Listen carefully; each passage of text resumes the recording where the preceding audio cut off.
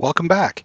In this episode, we're going to chat up all of our companions and see what they think of the day so far. On my way.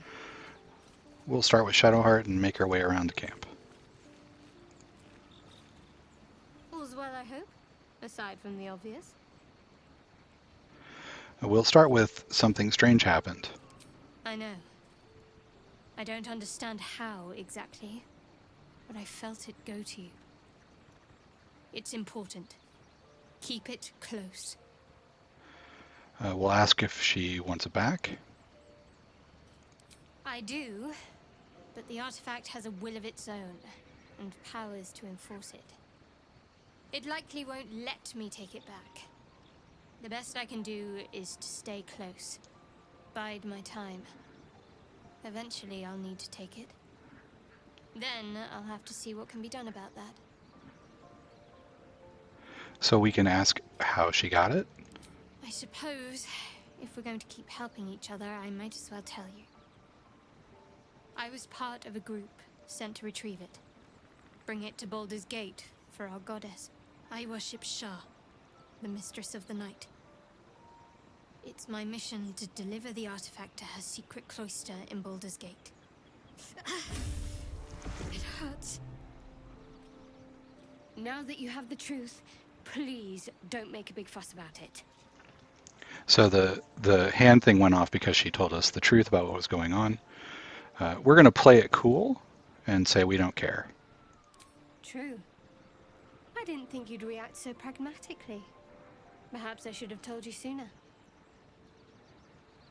And we'll ask for more. All right. As I said, Shah is my patron, my mistress. Goddess of darkness and loss. I assume you've heard of her? And we'll go ahead and ask to be reminded. My Lady Shah is the Night Singer, the patron of darkness and loss.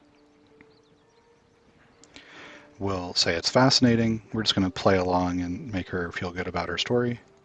Most fear the dark, like children, because in darkness they see their fears reflected. But Shah teaches us to step beyond fear, beyond loss. In darkness, we do not hide. We act. Pain, hope, the promise of better days. All of these are heavy cloaks that bend our backs and burden our hearts.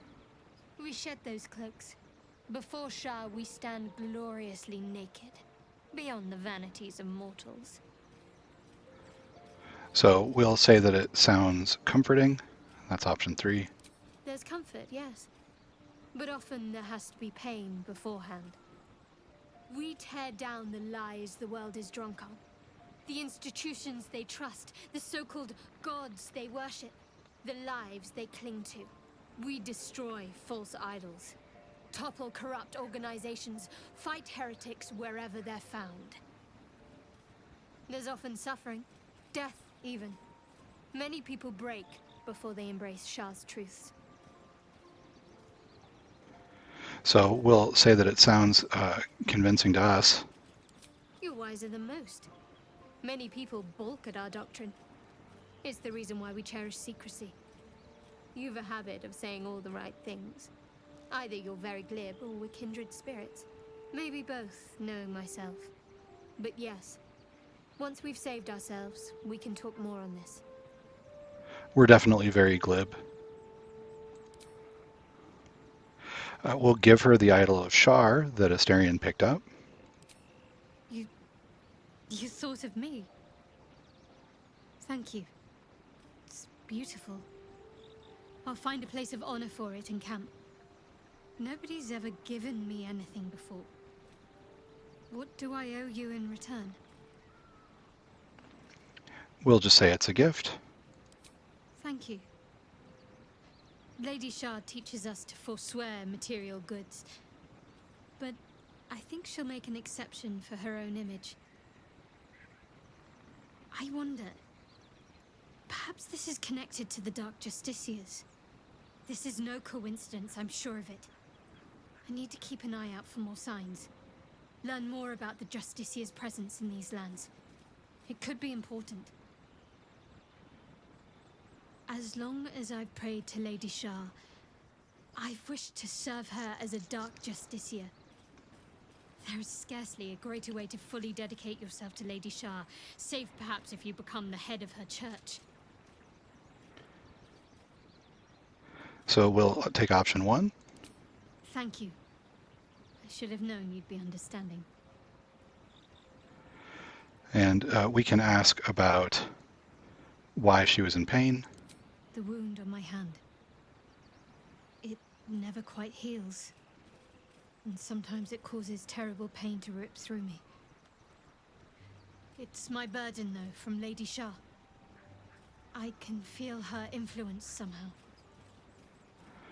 So this option only shows up once, so we're going to take it right now, which is there anything we can do to help?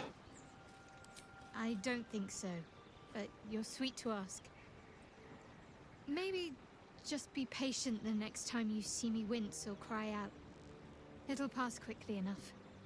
It always does. Pain is sacred to followers of Lady Shah. Pain will give way to loss and then to the peace of her eternal darkness. You can tolerate a great deal of suffering so long as it has meaning.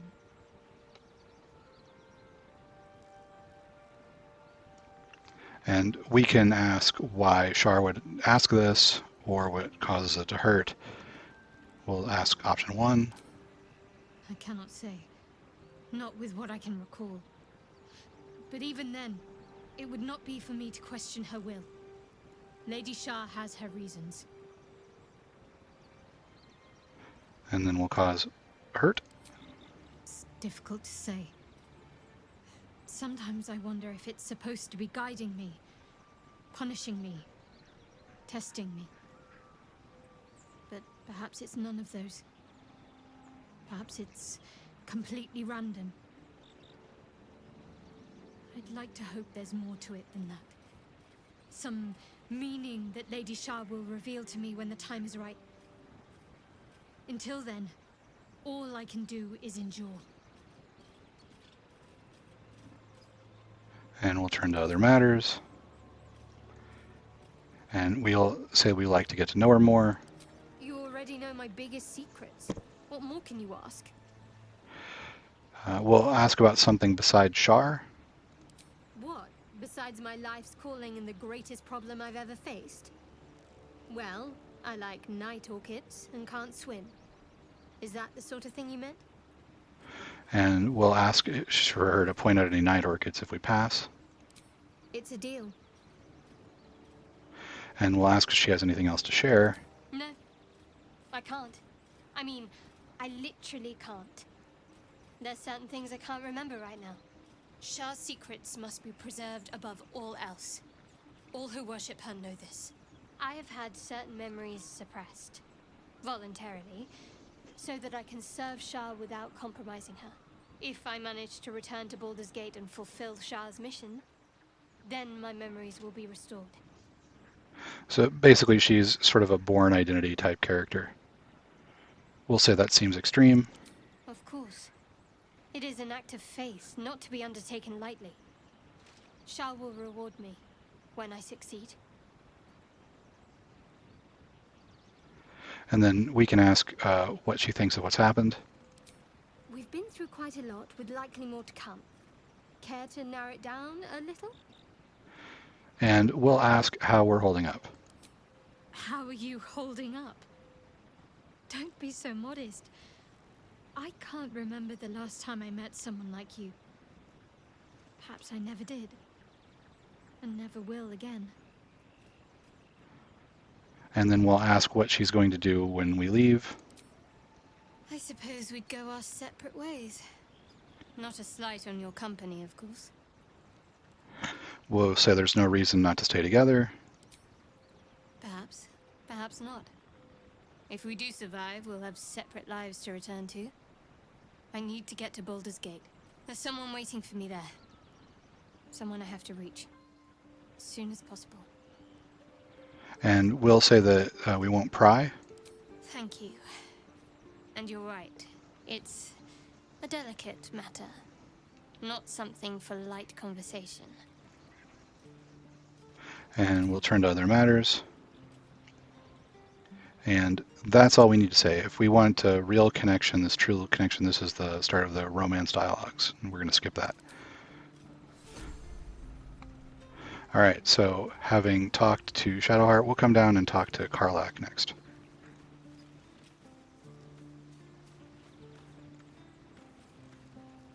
Hey, soldier. And we'll start off with asking how she got her heart. The year, 10 air. The place, sleepy little town called Baldur's Gate. Our hero, Karlach, a knock-kneed delinquent from the outer city with everything to give and nothing to lose. I was a kid looking for a way to fill my days and make some cash when I fell into the wrong crowd. Worked for a guy I respected. A lot. Turns out the feeling wasn't mutual. Through the jigs and the reels, he made a deal with Zariel behind my back. You know Zariel, right? Archdevil of Avernus. She put this thing in my chest and set me to work. Well, to war. I learned quick how to stay alive. And the engine served me when it came to killing devils. 10 years of that. The stories I could tell. So we'll ask about who that was. Guy named Gortash. Politician. Inventor. One of these wheeler-dealer types who seems to have a finger in every pie. I guess I was naive to think everything he got up to was above board. What did I know? I saw a job. A good job. With people I liked. Doing work I was good at. Sometimes I'm jealous of that girl. Ugh. To feel so invincible again.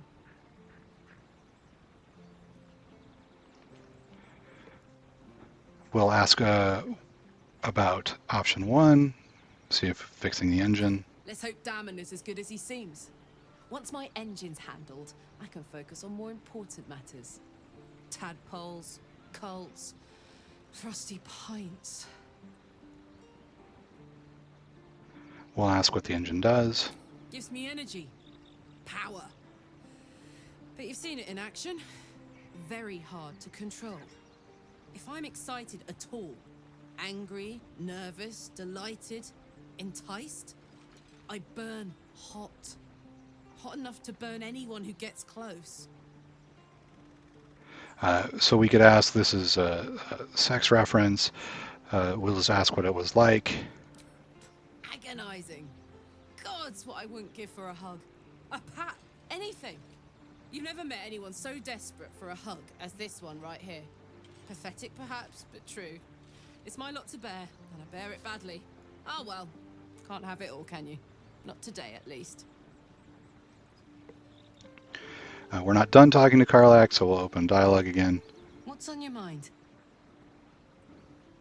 We'll ask about the best way to kill a devil. Depends on the type. Ice devils hate an inferno, but that's an easy one. Orthons love projectiles. What they don't love is getting their bombs lobbed right back in their faces. Demons, on the other hand, every demon is absolutely singular. You can't ever think you've got them typed out. Sharp instincts, sharp weapons, and a knack for improvisation. That's the only way to survive them. Anyway, what were we talking about? We'll ask where she thought she'd end up. Funny you should ask. I was just thinking about what would have become of us without that nautiloid. I mean, I know where I'd be. Trapped in Avernus still, with the blade of frontiers on my tail. But what about you? We'll say that we would be back at home. Oh, man. Lucky you. That's the dream. Maybe when this is all done, you can show me where you came from. My family home's long gone, but I'll show you my favorite chow hall in the city, if it's still standing.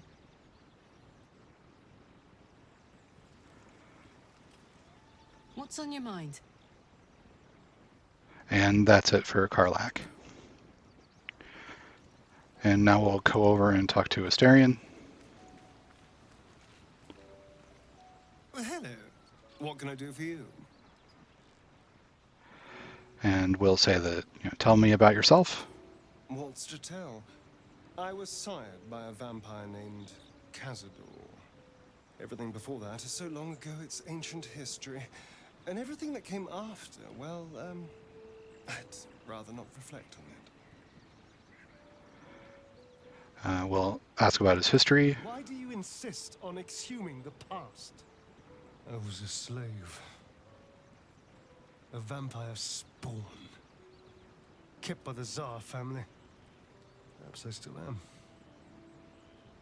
I was never able to resist their commands. But now, I've been conveniently lost. They won't ever control me again.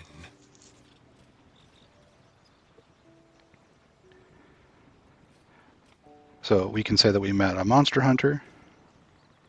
What? Who? What happened? And we'll say that he wanted to capture him. Back to Baldur's Gate. Back to Cazador. There's no other reason he'd want me alive. So we'll ask about the Gur. Of course, he'd send a Gur to hunt me down. First, they make excellent monster hunters, so find a vampire spawn sounds perfectly reasonable to them. Second, they're the reason I'm like this in the first place. It was a group of Gur that attacked me that night in Baldur's Gate. I would have died had Cazador not appeared and saved me. So we'll say that that sounds pretty convenient. Maybe he was just drawn to the smell of blood. The point is, I have history with these barbarians. Cazador's sending a message. He's reminding me of his power. Even in the middle of nowhere, he can reach me. And he wants me back. And we'll ask why. Maybe he wants to make an example of me, to show what happens to runaways. Or maybe he thinks death is too good for me. And we'll just say that he's safe with us. We just have to be vigilant, keep our wits about us, and kill any monster hunters on sight. And we'll ask about becoming a vampire. It's simple. Just find a vampire that will drink your blood and turn you into a vampire spawn. Their obedient puppet. In theory, the next step is to drink their blood. Once you've done that, you're free. And a true vampire. In theory? People think the biggest threat to a vampire is a cleric with a stake. It's not. The biggest threat to a vampire is another vampire. They're scheming, paranoid, power-hungry beasts. So why would any vampire give up control over a spawn to create a competitor? Trust me, it doesn't happen. And we'll ask what he thinks is at Moonrise. Who knows? Drow? Mind flayers? Death? Hopefully not ours. But maybe answers. If we can convince the right people to talk. He was accurate on all of those guesses, so good job. And we'll leave. Run over to talk to Lizelle. Speak. So we'll ask about why she's so rude. If you must know, Vlaakith requires everything of her children. I can't count how many bruises I've inflicted.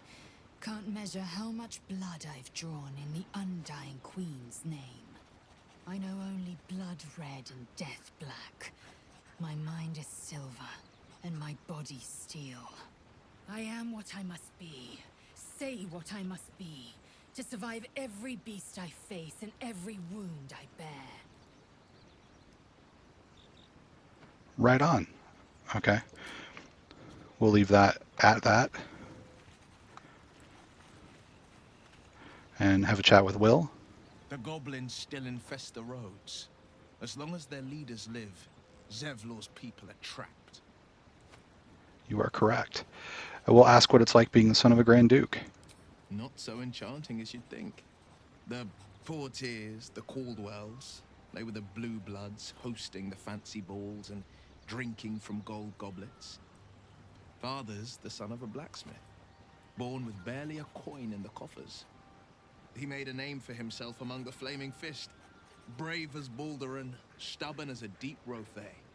Daring, outspoken, but hardly posh. I spent more time dueling with father than I did rubbing elbows with lords. Not to say I didn't develop a taste for good wine and a talent for courtly dance. The dance will lead to romance, and we'll toast to good wine. Hear, hear. Though, truth be told, I'd sooner down a week-old hooch at a ramshackle inn.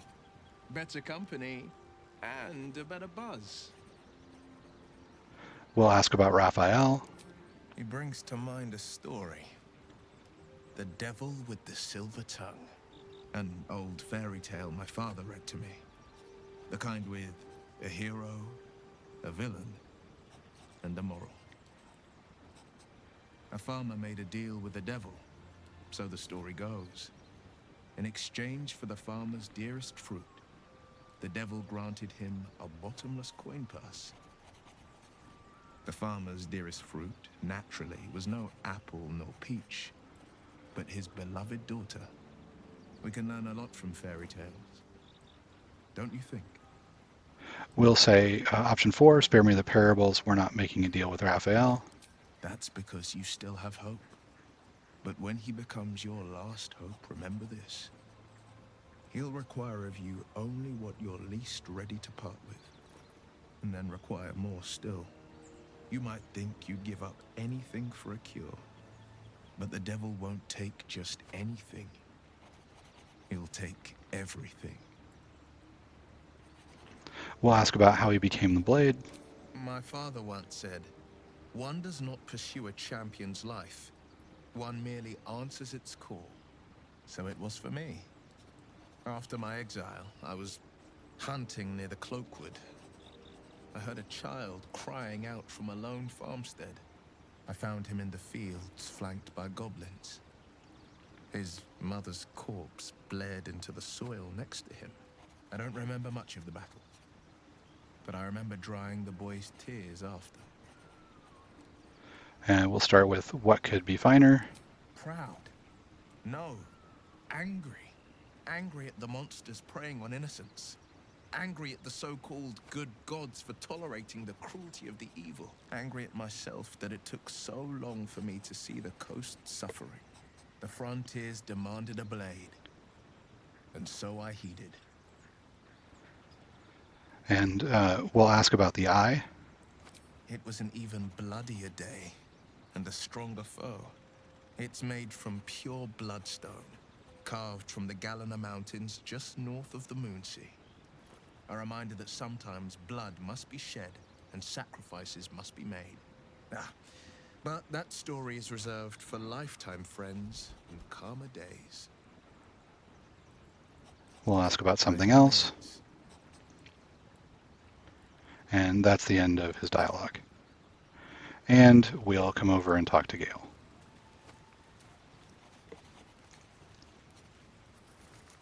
Go ahead. I'm listening.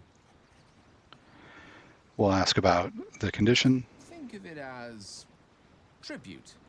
The kind a king might pay to a more powerful neighbor to avoid invasion. As long as I pay, there will be peace. But should I ever stop, along comes a war. I can assure you, the battlefield would extend well beyond the borders of my body alone. An eruption the size of Waterdeep, I think my exact words were. We'll ask about the Mighty Lord. Ah, yes. Karsus. Karsus was perhaps the most powerful wizard that ever lived. The child who would be a god, the elves called him. And he tried. With a spell of his own devising, he endeavored to usurp in one fell swoop the power of the goddess of magic. Mistral, she was called then. Imagine what it must have felt like. To be a god. To know yourself, to be untouchable. to be mistaken. As Karsus aimed his spell at her, she began to unravel, and with her, the entire weave. Too late did he realize what he had unleashed. It would have been the end of everything had not Mistral sacrificed herself. The goddess of magic is all magic. By dying, the entire weave was lost, and the spell that challenged a god failed. It was the end of Mistral, the end of Karsus, and the end of an entire civilization. As the child who would be a god was turned to stone, his empire came crashing down around him. The floating cities of Netheril were no more. An event that came to be known as Karsus's folly. So we'll say, and all magic was gone, or nothing good ever comes from mortals wanting to be gods. We're going to choose option 2, because we're going to try to encourage Gale to not try to become a god. Loving them has its side effects as well. Now, so many centuries later, I try to follow in the footsteps of Karsus. Not to destroy Mistra, but to prove my love for her. I tried to control only a fraction of the magic that was unleashed that fateful day. I merely sought to return one tiny diamond to an imperfect crown. Gale's folly, one might call it. History, repetition. It's the way things go.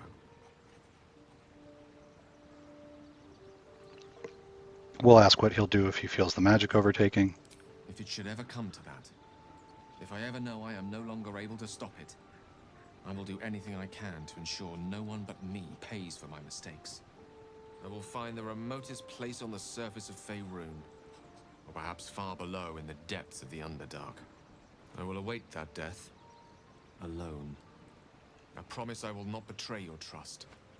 You kept me by your side despite the menace that I am. If worst comes to worst, I will be long gone before the curtain falls. We'll ask what he makes of Astarion. I know what it is to hunger. And I know what it takes to keep that hunger under control. He's done that so far, despite his condition. So long as he sates his appetite elsewhere, I'm happy to give him the benefit of the doubt. And that's it. So we have caught up on all the dialogue. We're going to need to add Will to the party. The Blade of Frontiers at your calling. I'd love to join, but I don't think there's enough space for me to squeeze in. And we'll have him take Karlach's place. I like how you think. Now, we've got some level up opportunities, but we're not going to take them quite yet. We are, in fact, going to take Lizelle and Will and have them die, and then we'll go through our first night's rest, but we'll do that in the next video. I will see you there.